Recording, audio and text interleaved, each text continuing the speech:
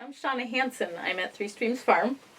My goats provide us with milk, place-based milk, from just about 100% green plants of woods and pasture.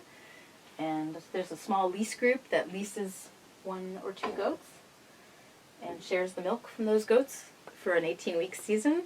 And that lease group still has room in it if people want to get a hold of me for starting June 10th, the 2015 season.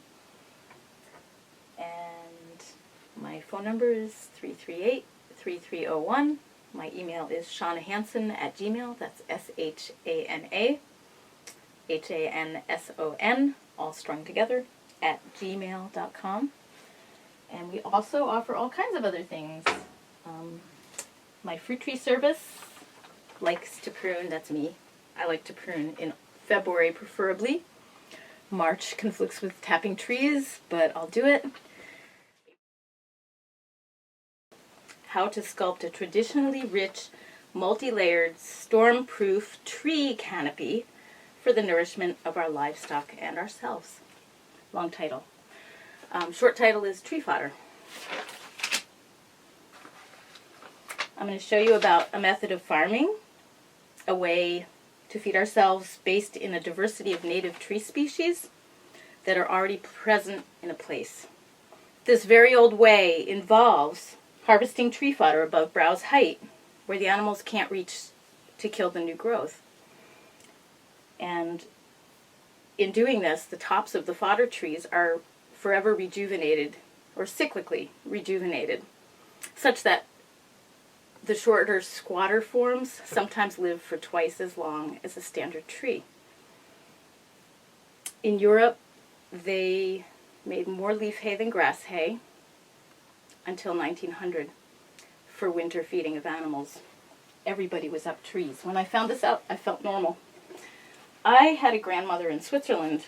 She always painted trees of life on furniture, everything. This I used to start my fires from coals. The tree of life comes out of a big heart because everything is love relationships between you, the tree, the animals. We have a place in the ecosystem that's been hundreds and thousands of years that people have been abandoning. The tree of life has many, many species on it, all different. The wooded meadows, the hay meadows where they cut hay with sickles or scythes, they left all the trees and bushes in them. And she says that they could hay for 100 years without ever manuring because of all the leaves from those little pollards were nourishing the soil. Plus, each time they cut the tops back, there was a root die-off that also fed the grass. She calls it the pioneer effect of when you cut back. That not only the quote domestic animals, but all the spectrum of all the other animals, from domestic to very wild where we don't interact much, we're all interdependent upon the humans filling their niche. For instance, in pollards, in the trees that are wide and short and with rejuvenated tops and live for sometimes twice as long as a standard tree, there's special species that only live in the cavities of these warm, sunny, wide trunks. Here's a picture from 1140. A goat reaching up, trying to reach the new growth on a pollard. And, of course, the humans are supposed to be the intermediary between the plant and the goats.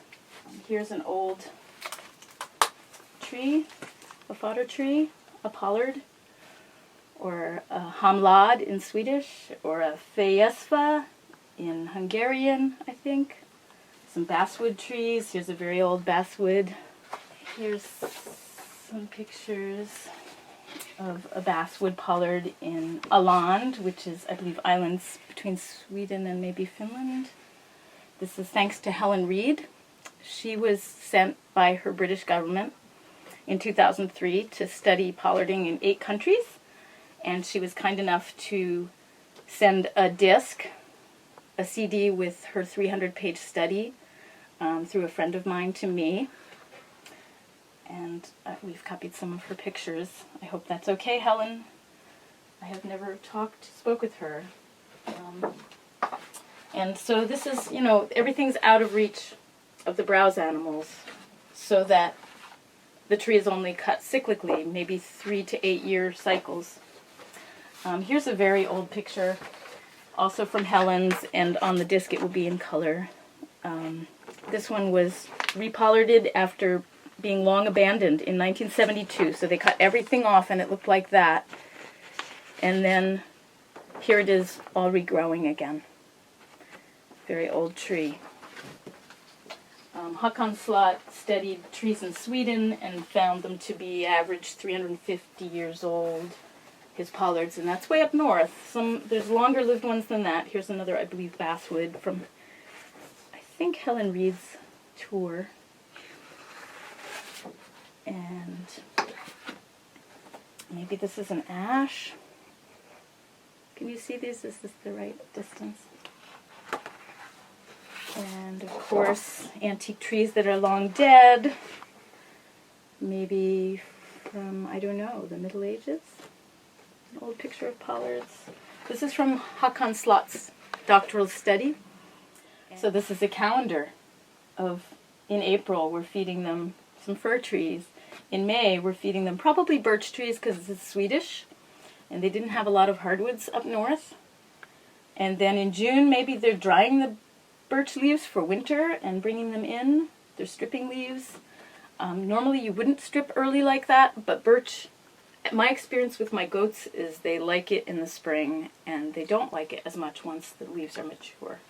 And then in July they're cutting the hay, and in August they're cutting the grain. This is Katarina Larsdotter, and she has sheaves of oak leaves on her back. My first pollard, my first accidental pollard, is a red oak. Mark Krawczyk, who's writing a book with Dave Jackie who lent me the other book, sent me this article, Charcoals from Upakra as Indicators of Leaf Fodder. Apparently in Neolithic times, there's indications that people were already doing this. The fodder is considered, or always was considered by all the old farmers that Helen Reed and everybody interviewed, to be at least as good, if not better, and more mineral rich than, say, hay. And nutritionally for us, I think that's why, say, goat's milk has such a reputation for being healthy, because they ate from the woods.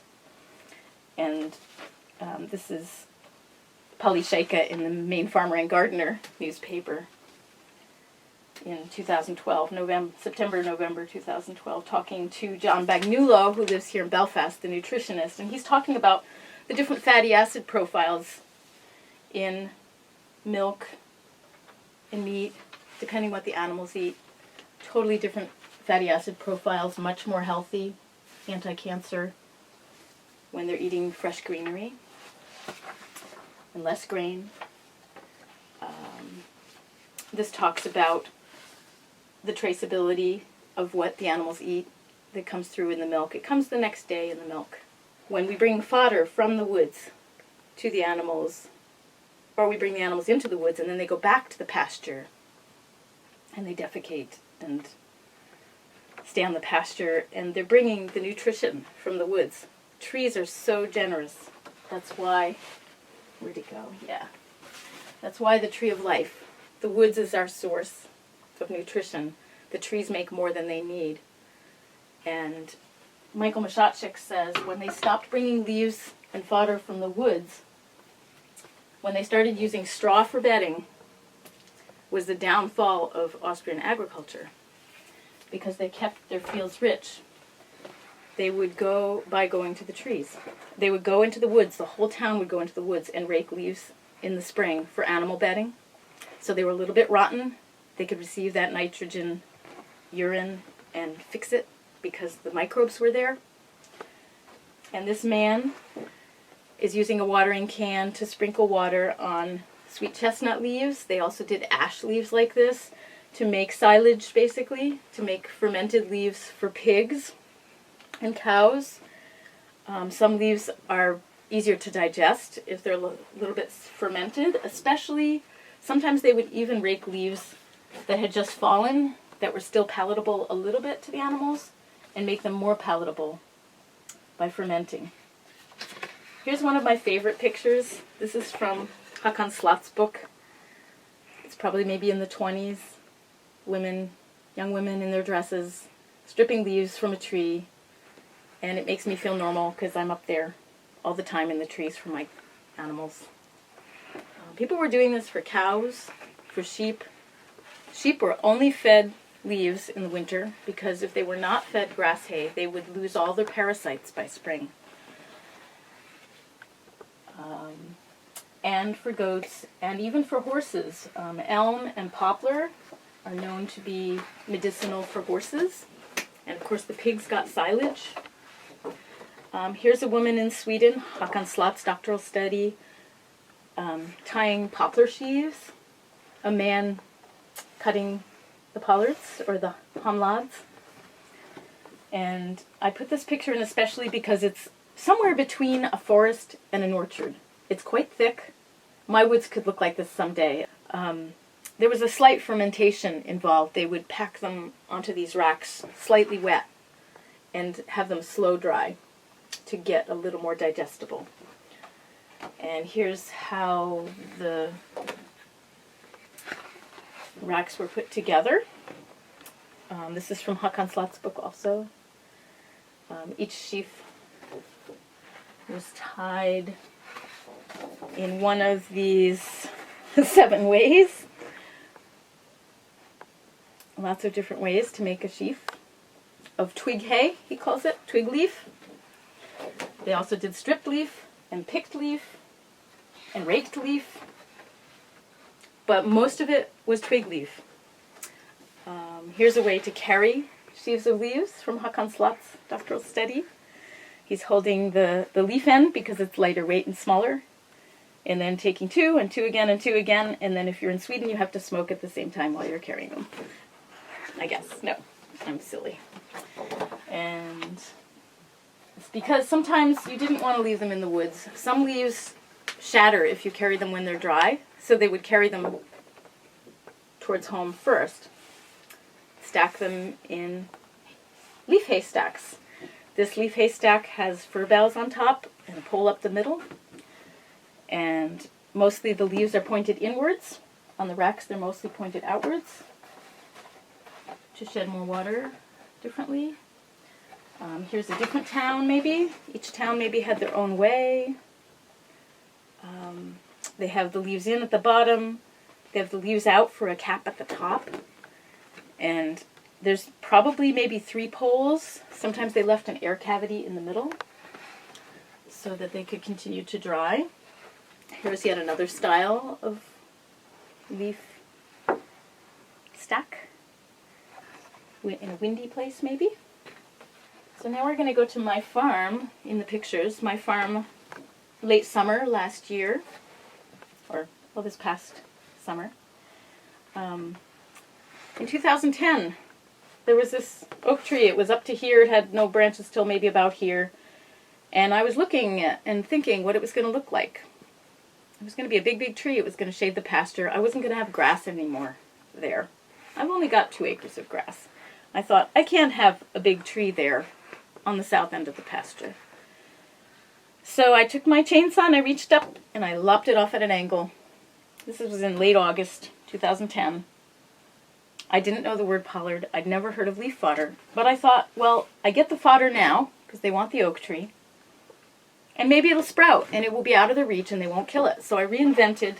I think maybe it was one of these moments of remembering the collective consciousness of my heritage. So I lucked out. It was exactly the time to cut oak. I must have known because they wanted to eat it then. The animals were telling me. And it sprouted right at the edge of the cut, so those can close over on the wound. Because when you recut, you never cut into the old wood again. You're always cutting a new wood, so each time the new wood should close, and you're getting layers and layers of scar tissue over these balls that get very impervious to disease. And the tree starts making more epicormic buds at that spot. So there's an interaction where the tree learns what's going to happen and gets used to the cycles and puts the buds there to make more and more sprouts. Here's a closer up of that wound. And so we're talking 4 years later. This would be so far a one-ball tree or a one-head tree or a one-knuckle tree. Hakan Slot recommends small one-knuckle trees because he's thinking of hay meadows and wanting sun for the grass. But Browner in 1756 was more focused on doing the whole woods, and he would have wanted wider trees with more richer crowns that Michael Mashotchek recommends. Michael Mashotchek says you wait till you get the tree coming up, pruning off the side branches until it's a height out of reach of whichever animals you have around. And then you spend the next 15 years developing a rich crown. And then after that, you start cutting back to the same places, always in the new wood, and start developing your balls or your knuckles. B-O-L-L-S, balls. So this is what people think of. They go, oh, pollarding, I don't like that. Bare trees. These were just cut. A month later, there would be a big puff of greenery. In an 8-year cycle, looks like they may be cutting them every 8 years because there's some big pieces there. It would be a huge tree in between. This is Helen Reed's tour in Sweden. And on the other hand, and I think those might be ash trees. On the other hand, same tour, Helen Reed, in Hungary, ash trees, different shape, multi-knuckles, candelabra-shaped trees. So it's not always a one-ball tree. Linnaeus, who wrote the plant classification system that has the Latin names, had 100 basswood pollards, and he had 12 sheep. And he fed the sheep solely from those basswood pollards. He cut 33 of them each year, so he cut them every 3 years. And he got 80 to 100 sheaves off of each tree, and fed 10 sheaves per week to each sheep. And then, after he stripped the dried leaves from the sheaves, he threw the faggot of sticks into the pond, stripped the inner bark, and had a rope industry with basswood inner bark, which would be bast. You can do that with elm or locust as well. They have pretty good bast if you don't have basswood. And then, of course, the stripped faggots could still go in the stove for cooking wood. This is Michael Mashotchek showing all the different shapes of tops. And there's more. But basically, you want to keep it where you can access the top so that you can commit to the tree and continue to cut in cycles. And you want to commit to about 400 years. So you want to have a culture and a village around you and a group of people engaged with their animals and their trees. More pictures. Also Mashotchek. He says this one's for high altitudes. He says because of the light. We think because of the snow, maybe. He also says, go with the natural shape of the species. I have his lists of German names translated to Latin names. If you want to know what these trees are, I looked them all up last night. This is an alder that we don't have here. This is some kind of maple, poplar, elm, oak, I believe. And this was a hawthorn. Birch, of course. Up north, birch was important, even though it's not the very top fodder for my animals. This is why you keep it out of reach, keep the growth out of reach of the animals. This is my moonbeam who went to another farm, but she was here still last summer. So they have to not reach, especially goats. And here's a silly picture in Michael Mashotchek's book of the goats being in the pollard. He says there's a village that they're letting them do that. Maybe they don't care about them anymore, or maybe they only go there every 8 years, or every 5 years, or even every 3 years the tree could still live, and let the goats prune it. But mostly you want it out of reach. Don't want the goats in the tree. So I showed you the first pollard I made, and then when I was taking those pictures last summer, this was the most recent pollard. And this is not recommended. you should stay 2-3 inch cuts if possible. You should catch a tree when it's younger. But if you haven't, and the tree is so shading that you've got all these young trees below it, like I did, and you want them to get the sun, because they need at least about this much, 1/3 of a day of sun, in order to sprout well. So you have to be opening up the canopy, at least in pockets, or strips, but strips might be more windy. So I wanted to let some light to the young trees below, and when I looked at this tree, I saw that it had already been 3 storms. It had been pollarded here by a storm, and then it had sprouted sideways. Then it had been pollarded here, probably by the 1998 storm, and it had sprouted into 3. And then up here, it had been pollarded again just recently. So I thought, okay, this tree's already in the swing of it a little bit, and I would probably cut it down otherwise, so I'll give it a chance. Hakan Slot says, if you're going to cut it down, then maybe you can do something bigger than 8 inches or 6 inches. So I did that with my chainsaw, and we'll see how it does. And they say the longer you've waited, when it's been too long, the higher a stub you should leave. It's kind of counterintuitive for fruit tree pruners such as myself. I've been pruning fruit trees since 1983 and grafting.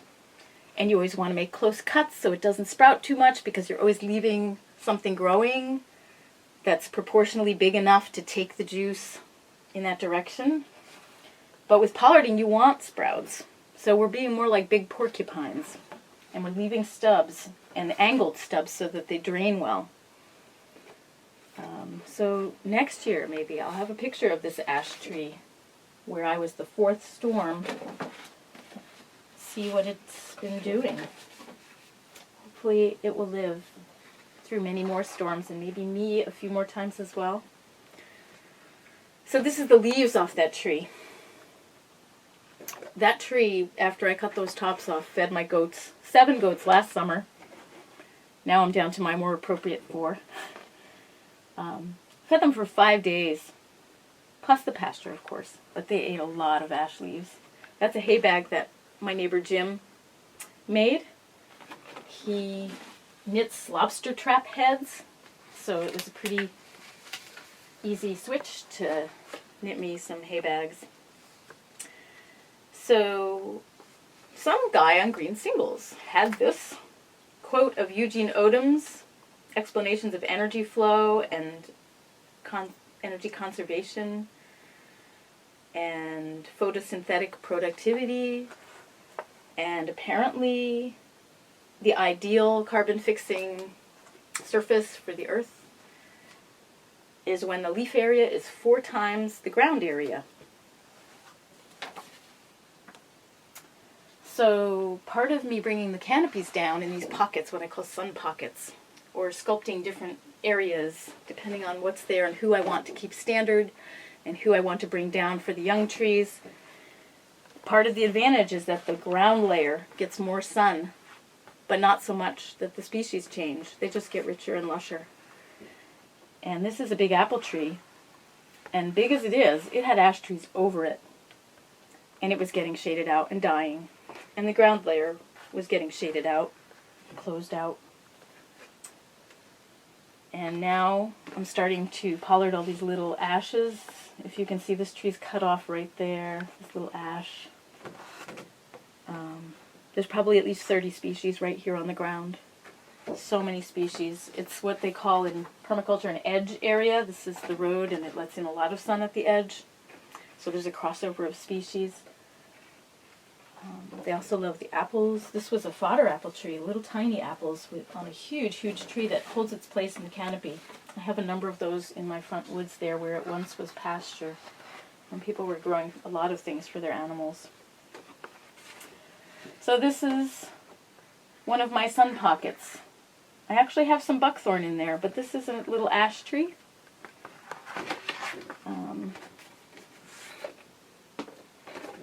And you can have this off of my disc in a bigger picture. You can see how there's a bush layer as well as the ground layer as well as the tree layer. So we're shooting for 4 times leaf area to ground area. This is a little cherry tree that I simply lopped off. You're not supposed to just lop off. You're supposed to hopefully cut above where there's maybe some small branch to be what they call a sap riser and keep the sap flowing until it sprouts.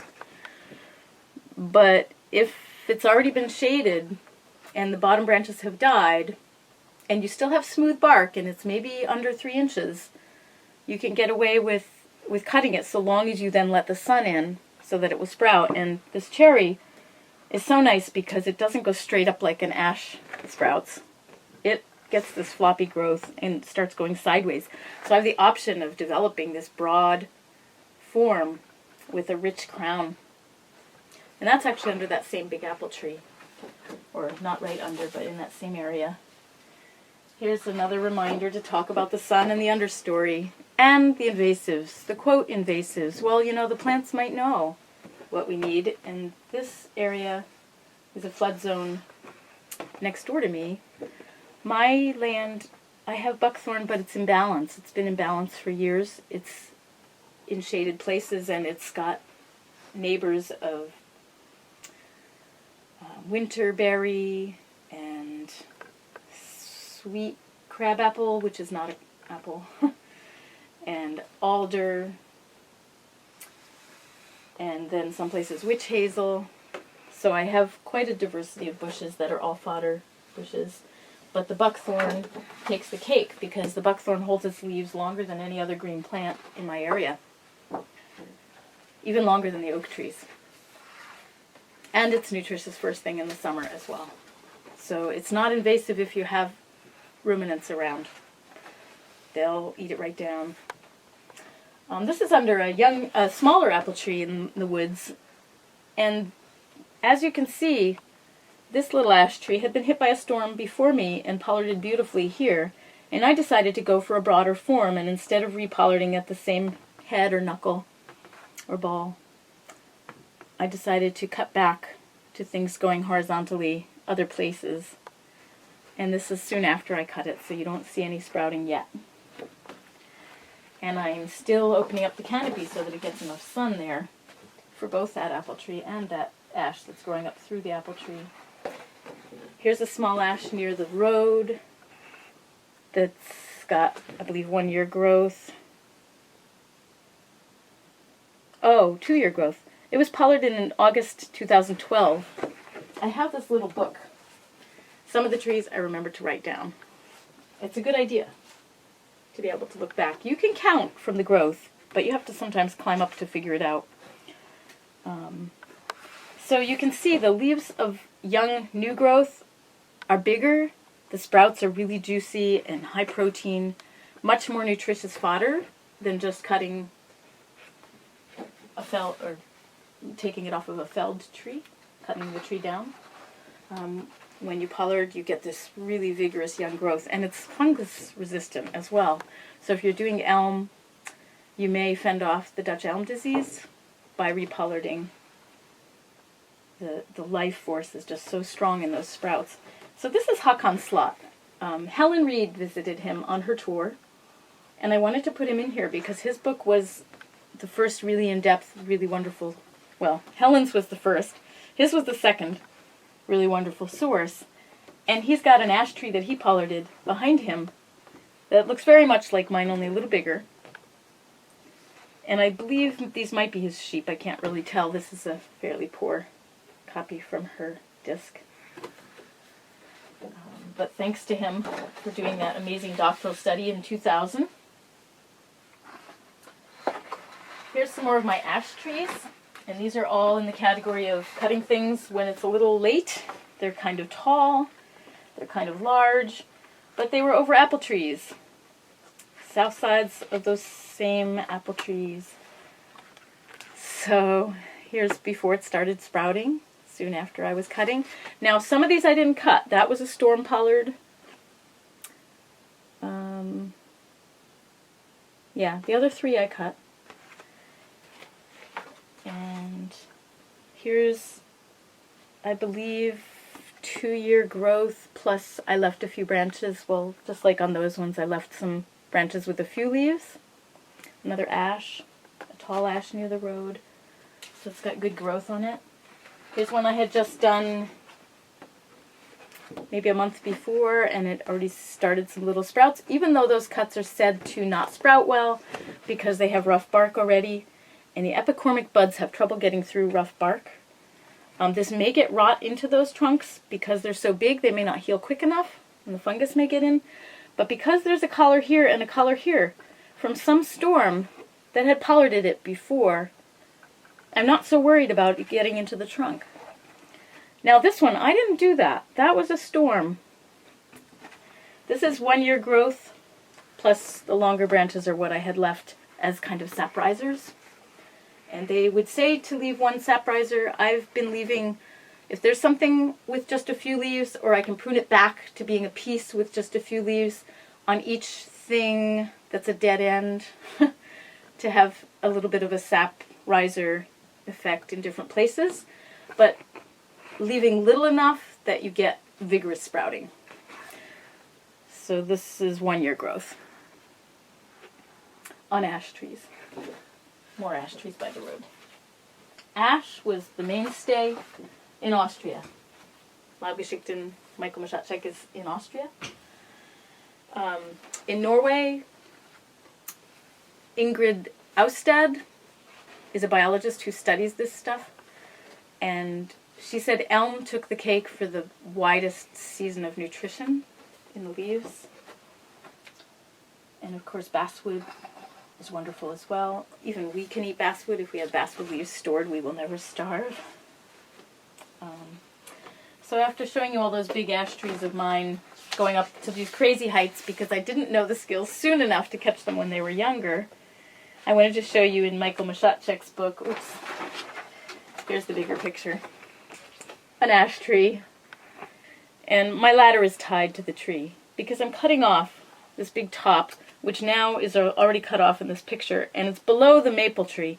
The goats are down there eating this big top of an ash tree, but we can't see it because the maple tree is in between. We've got our multi-layers and our 4 times the leaf area. So here's the before picture of that same tree, and then here's me cutting it, and then here's the after picture of the top of that tree where I had cut down to some things that have just a few leaves and cut them back to really just have just a few leaves. And then next year there will be just a whole puff of greenery on that because it was definitely only about 3 inches up at that point, way high. It definitely has enough sun because I cut some other trees and it's up high, and it should sprout just fine. Here's some elm. We're moving away from ash now. I'm blessed to have a little bit of elm at my place, especially in the pasture area. I have one set that's not in the pictures that is multi-trunks, and I climb kind of from one to the other in this huge tall bush of elm and make the tops younger and younger. Here's a little elm, and you can see how big and juicy those leaves are when it's new sprouts. This is a little elm that the goats helped me to shape by taking the lower branches off, and I stopped them from bending it down and eating it entirely. Once it gets stiff enough, they won't be able to. And then I nipped the top to continue having it go sideways, and it's near the road, so it already was in the sun. So that's going to make a beautiful low elm pollard. So here's another elm in the pasture near a pond, and this is right after I had pruned it a second time. I pruned it once the year before, and then it got a lot more growth in the inside, lots more leaves, so that then I could cut it back further to be more reachable. I like to have a climbable shape with greenery in reach. And here's a picture of the same tree so that you can see what's left of it, kind of the outline. And that's before it sprouts. That's right after I pruned it. So it will be much more lush than that by the end of that same summer, probably, and if not, it will be next spring. Now we're going to enter the basswoods. I have not done too much with basswoods. I have a couple big ones that I don't want to mess with, but I have these 2 younger ones Ignore the birch stump. I cut it like that because I didn't want it falling as far into the road. I didn't want a birch right there because I have other birch and I was prioritizing the basswood. I wanted to show you the horizontal branches. This is what basswood does. And all I did was nip the top so that I can start getting it to have the broader, richer crown.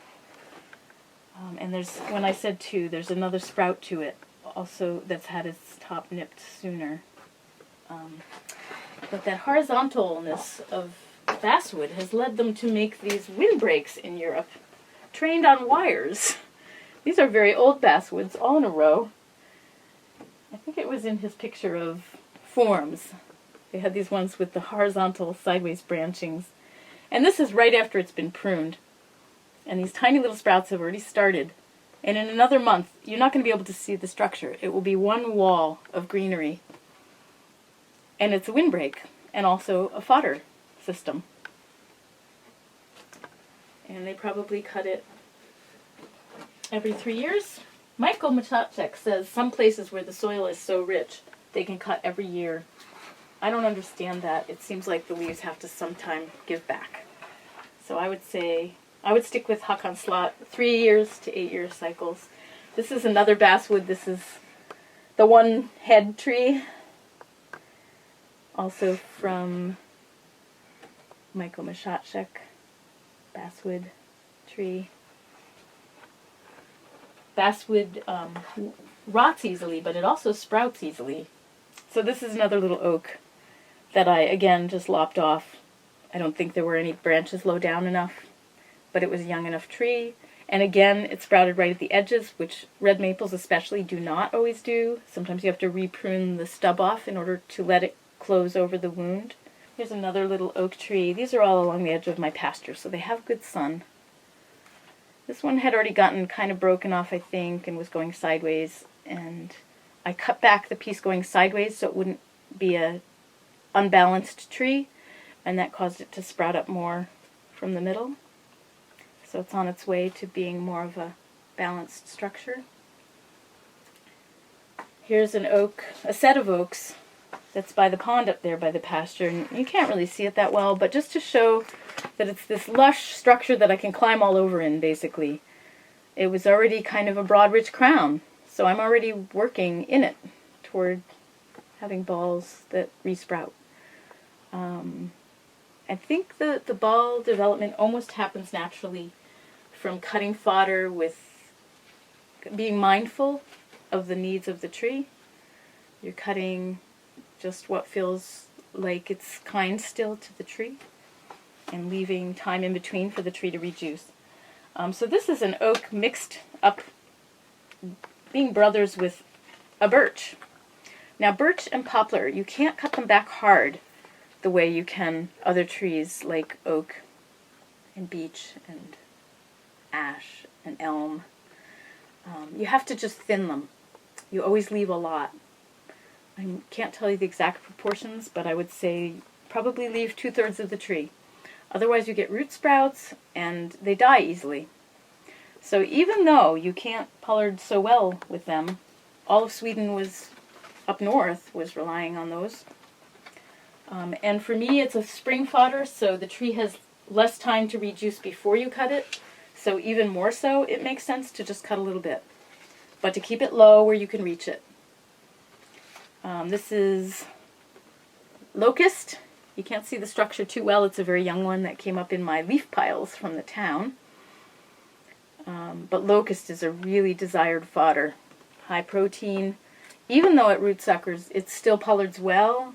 There's plenty of history from whatever the 8th dynasty that was of pollarding of locust. And locust is very rot resistant, so you can get away with a lot. And despite its thorns, the animals want to strip all the bark, so you have to be careful of the young trees. This is a nut tree. Someone told me that in Spain, I think it was Spain, I think it wasn't Italy, that they pollard the chestnuts in order to get more fruit. If you pollard in, say, 8 year cycles, the tree has time to mature in between, and the young growth is more productive, just like when we prune a blueberry field by burning, or we prune an apple tree back to have younger growth. So that's a Japanese walnut, and I nipped off the top and started it going sideways, so I'll be able to reach the nuts and the fodder. Now that fodder is more medicinal anti-worm fodder, anti-intestinal worm. The goats want it at certain times. They know when they need it. Probably the cows and the sheep do too, and the pig. This is a beech. For us, beech is mainly a spring fodder. The leaves come out early. They're like lettuce for a long, well, depending on the spring, they don't harden off quickly some years. Some years they get hardened quickly and the animals don't want them anymore. But this is what's called shredding. It's an awful English term. Pollarding is another awful English term. Pollarding refers to straight ash poles that they used to build with, so it doesn't refer to fodder. We have fir trees. They're straighter. We don't need ash pollards for poles. And shred has nothing to do with shredding it up. It has to do with cutting off everything, including usually the top. And in Albania, Ben Law, in his The Woodland Way, The Woodland Way is a book by Ben Law, and he has a picture of oak shreds in Albania, a whole hillside with these trees that had just been cut, everything off of them every 3 years, and they were still gaining diameter and becoming saw logs. So they were getting fodder every 3 years and saw logs, say, in 50 years. So this is a beech. I took the risk of shredding it, taking every single thing off, including the top, because I had a black walnut planted down here. And lo and behold, slow growing as beech is, it's got all this amazing growth with huge leaves. And I'll wait a number of years, and I can also strip leaf on beech in the spring. Strip leaf isn't as hard on the tree because you're leaving all the structure. And trees tend to have a whole set of dormant buds, and it can leaf out a whole nother time. But then you need to give it a couple years break in between taking all the leaves. You don't want it to have to leaf out twice every year. Here's the other extreme of approaching a beech tree. This was before I knew the word pollard, and again I was cutting it because of the nut trees that I had planted. I cut it for $1, and he didn't come running. That's when I figured out there was a police report on him, and he was over at the neighbor's, tied to a tree. He'd been there since the nighttime. Getting a police report written up on him. So this was another lucking out situation where it sprouted right at the edges of the cut, so it can close, but this cut is way too big to really close. But because the growth is so thick, the rain doesn't even get in there to make a fungus, and the birds tend to put a nest in some of these spots. So we'll see what that tree does. It's also a little low for a pollard. My goats sometimes try to reach that one. But I was simply cutting the tree up higher. At the time, I didn't know really what I was doing. So this is a beech in the woods. This is really the other extreme of leaving almost everything. This tree already had kind of an apple tree-like structure. Here's a picture of the whole tree. It had one side ripped a bit by logs being pulled by it, a skidder. Someone, before I got the property over there, this is a piece that I added in 2012. And here's a close-up of what I'm doing. I'm cutting back to things. I'm bringing the canopy in closer where I'm going to continue to be able to reach it from climbing the tree. This tree is so climbable, I don't even need a ladder to get into it. And the goats do have a window where they like that some years in the fall as well.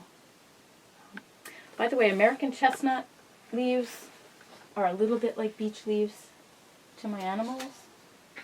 And that has kind of the same windows. It's a little preferable to beech and a little less preferable to me for them to eat it because I have less of them.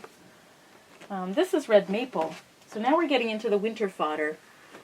And if we were to turn around and look out the window, I could show you this tree in the winter. But this is, first cut was March 27th, 2013. So at this point, it had a 1.5 year growth. This was like last August. And now been almost 2 years. And at the bottom of it, there's a small ash that also is pollarded that has the most huge leaves, just so lush. And that tree was the ideal age to start with. Of course, the maple is way too big, but it had been pollarded before by the 1998 ice storm. I lopped off some other red maples because I wanted that for garden area. It's got clay soil, which holds the nutrition so well, and the water's right there, so I don't have to lug buckets very far. And so this one was rough bark, probably under 6 inches or maybe about 6 inches, really too big. But it sprouted like crazy. It was one trunk on one set of roots, and it sprouted so well. But the cut may end up giving it a hollow trunk. Here's a closer up of the damage I did. And it did not sprout at the edges, so I should, if I prune that off completely, that will be a chance to cut off that stub and give it a chance to have healing edges climb over the old wound. If not, eventually they will close over, but there may be a hollow trunk someday for the raccoons to sleep in there. This other tree is 2 sprouts on one root. The one had a tiny sucker. I cut back to that one sucker. The other one had no sucker. I sliced them both off equally. Because the one had a tiny sucker, it prioritized that sucker. This one died completely, didn't sprout at all, because they're one being. And now I've cut that at this opportune spot where there's multiple branching, so it's starting to go sideways. I haven't taken a picture since cutting the top of that out. So that one has a lot of potential, and this one I will simply cut off at the ground. So this is one tree, and this is a side branch.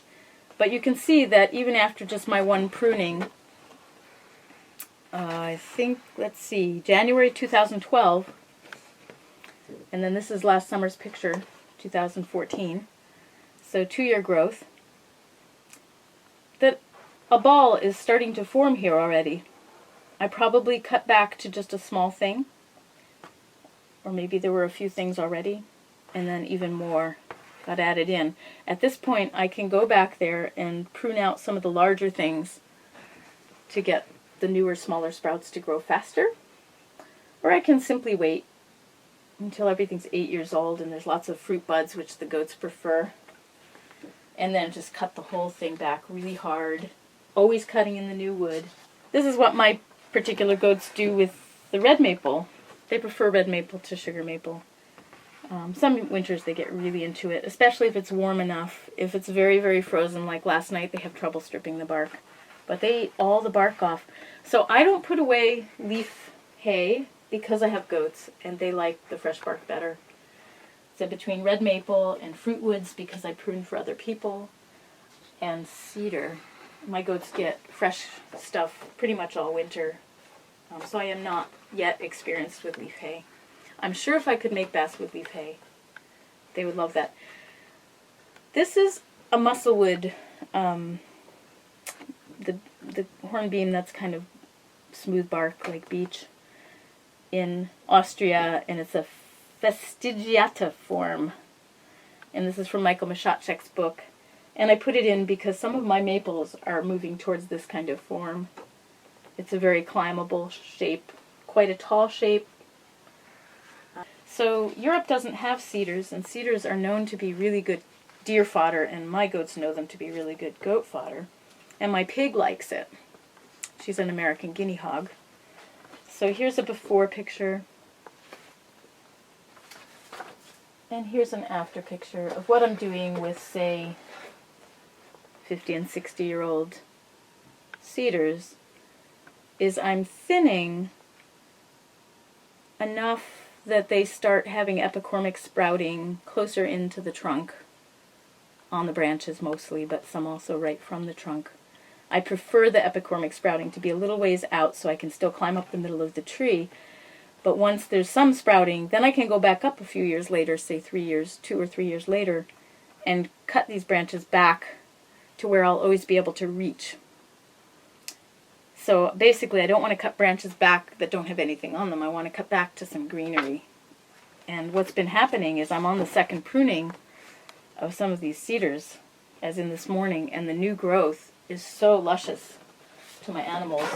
And the new growth is much longer than it would have been. Say maybe 1 year's growth is about 7, maybe even 8 inches. Very vigorous resprouting on cedars. Here's an older cedar. This is right after I had pruned it. Some of the branches cut out were dead ones. Some of them were because there were young branches in the area and the old branch didn't have any greenery until way far out, so it wasn't going to be reachable. So I prioritized the new younger branchings. This cedar is by the road and it's next to another one that I did not prune. I was kind of comparing the health. They both have good sun. So if there's something I have that you need, talk to me. And blessings, and I hope you have wonderful relationships with your trees and your animals for the next 500 years.